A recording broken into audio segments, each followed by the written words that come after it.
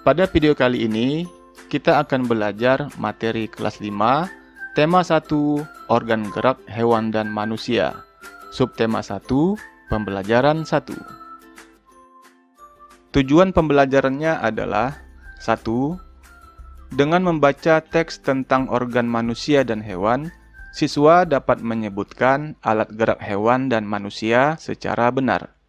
2. Dengan kegiatan membaca, siswa dapat menentukan ide pokok setiap paragraf secara runtut. Hari Minggu, Edo libur sekolah. Walaupun libur, Edo mempunyai beberapa rencana untuk mengisi hari liburnya. Namun, ternyata Edo lebih memilih pergi ke rumah Pak Rudi daripada memenuhi ajakan Benny untuk berlatih renang dan menemani Lani membeli buku. Setelah membantu ibu membersihkan rumah, Edo pun berpamitan dan bergegas menuju rumah Pak Rudi. Setibanya di rumah Pak Rudi, Edo pun terlihat senang memperhatikan kelinci-kelinci peliharaan Pak Rudi yang saling kejar-kejaran dan meloncat-loncat ke sana kemari. Edo pun bertanya, kenapa kelinci bisa melompat dan berlari dengan lincah seperti itu? Kemudian, Pak Rudi menjelaskan bahwa kelinci dapat bergerak lincah karena didukung oleh organ-organ geraknya. Pada dasarnya, organ gerak kelinci dan hewan lainnya hampir sama dengan organ gerak manusia.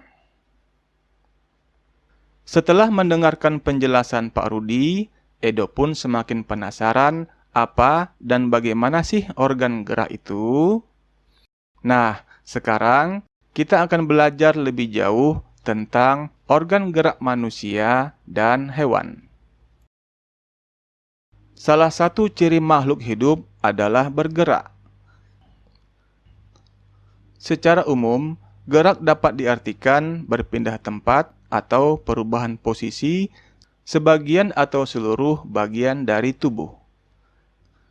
Makhluk hidup dapat bergerak apabila ada rangsangan yang mengenai sebagian atau seluruh tubuhnya.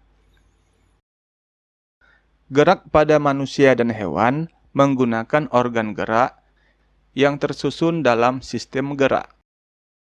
Organ gerak dapat sangat berguna bagi manusia dan hewan untuk melakukan berbagai aktivitas seperti berlari, melompat, memegang, menggali, memanjat, berenang, dan sebagainya.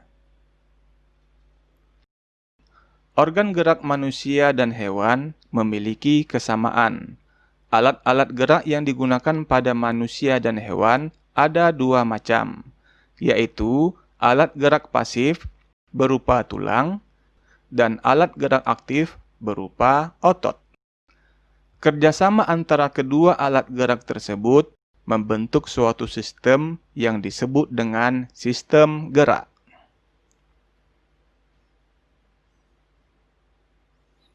Nah, sekarang coba perhatikan alat gerak hewan-hewan ini.